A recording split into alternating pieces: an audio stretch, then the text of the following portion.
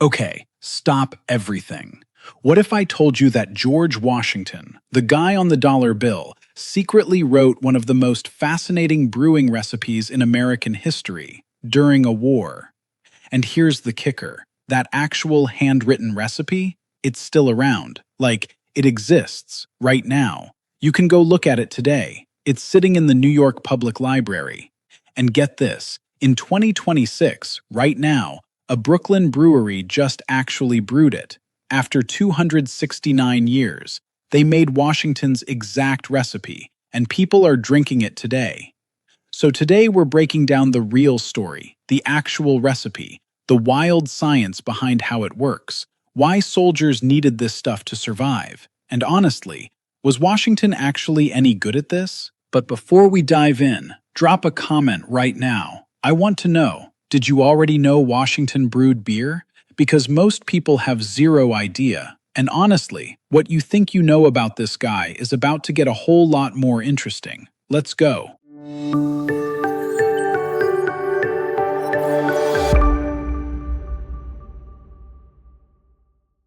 Okay, so, to understand why Washington, a military officer in the middle of a war, is sitting there writing beer recipes, you have to understand one thing about colonial life that most people completely miss. Water was trying to kill everyone. That's not an exaggeration. In the 1700s, drinking untreated water was genuinely, legitimately dangerous. Bacteria, animal waste, runoff. Your 18th century immune system was not built for that. So what did people drink instead? Beer, and not just soldiers, literally everyone. Men, women, and children drank beer basically all day long. We're talking breakfast beer, like that was a normal Tuesday. This stuff was called small beer, and here's why it worked. It typically ran somewhere between 0.5% and about 4% alcohol. Just enough that the fermentation process had already killed off the dangerous bacteria. Not enough to make anyone actually drunk. It was basically the Gatorade of the 1700s. Hydrating, caloric. Molasses alone is loaded with iron, calcium, and B vitamins, and most importantly, safe. Washington knew his men needed to stay functional. You can't run a military campaign with soldiers doubled over from dysentery. Washington wasn't just casually jotting down a fun hobby recipe in that tent. He was solving a survival problem. And the solution he came up with is actually kind of brilliant and, honestly, kind of weird. Because when you actually look at what's in this recipe, and I mean really look at it, you find something that historians and homebrewers have been arguing about for literally decades. Coming up. Okay, here it is. Washington's actual recipe, written in his own hand. 4 ingredients: bran, hops, molasses, and yeast. 30 gallons of water. That is literally the entire thing. And your first reaction when you read it is probably going to be, wait, that's it? It's vague. Like, almost maddeningly vague. Bran hops to your taste? How much bran? What kind of hops? Homebrewers trying to recreate this today basically want to flip a table. But here's the plot twist. And this is the part historians find genuinely fascinating. Washington wasn't writing this recipe for you and me to read 270 years later. He was writing it for someone who already knew how to brew. The vagueness wasn't carelessness, it was shorthand. So let's decode it. When you boil wheat bran and hops together for 3 hours, the bran contributes fermentable starches and grain flavor. The hops, which have natural antimicrobial properties, help preserve the brew and balance the sweetness. Then you hit it with 3 gallons of molasses while everything is still scorching hot. Molasses, called black honey in colonial times, was everywhere.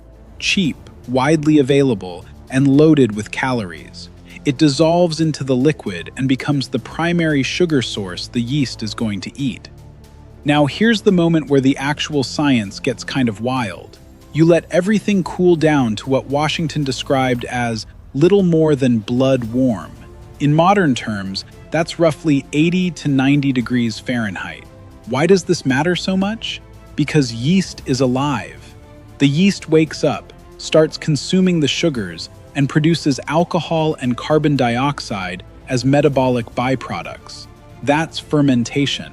And Washington was doing all of this by feel. No thermometer, no pH meter, no sanitation protocols, just his hands and his experience. He covers the barrel with a blanket when it's cold, basically tucking the fermentation in like a baby, lets it work for 24 hours, transfers it to a cask, and bottles it exactly 1 week after brewing. The result? Historians estimate this came in at roughly 3 to 4% alcohol, dark, slightly sweet, earthy, with a bitter hop finish. Not what you'd order at a sports bar, but for a guy freezing in Pennsylvania in 1757, exactly what he needed.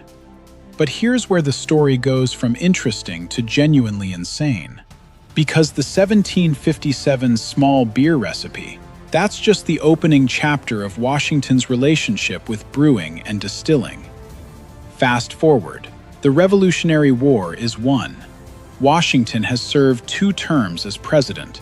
He retires to Mount Vernon in 1797, and at the suggestion of his Scottish farm manager, a guy named James Anderson, Washington builds a commercial distillery. The building was massive, 75 feet by 30 feet, 5 copper pot stills inside, and by 1799, the last year of Washington's life, this distillery was producing approximately 11,000 gallons of whiskey, worth about $7,500, making it one of the largest whiskey operations in the entire country. So think about that arc for a second.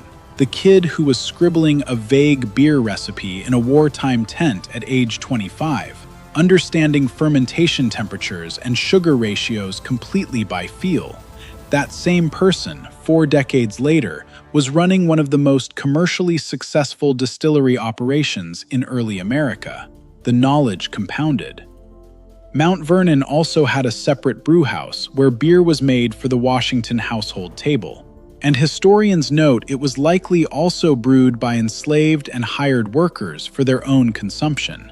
This was a full agricultural ecosystem running on fermentation. And then, 2026, right now, the New York Public Library teams up with TALEA Beer Co in Brooklyn to brew Washington's 1757 recipe again. For the first time in 269 years, for America's 250th anniversary. The original manuscript in Washington's actual handwriting becomes the blueprint. So yeah, George Washington, brewer, distiller, agricultural genius, military strategist, and apparently a guy who truly understood that you cannot fight a war if your soldiers are dying of dehydration. The 1757 small beer recipe is real. It's preserved, it's historically verified, and the science behind it holds up completely. He wasn't just writing down a recipe, he was documenting a survival system. And then he spent the next 4 decades turning it into an empire. Next time someone hands you a cold one, raise it to the father of the nation. He absolutely would have understood. Subscribe if you want more deep dives like this. I'll see you next time.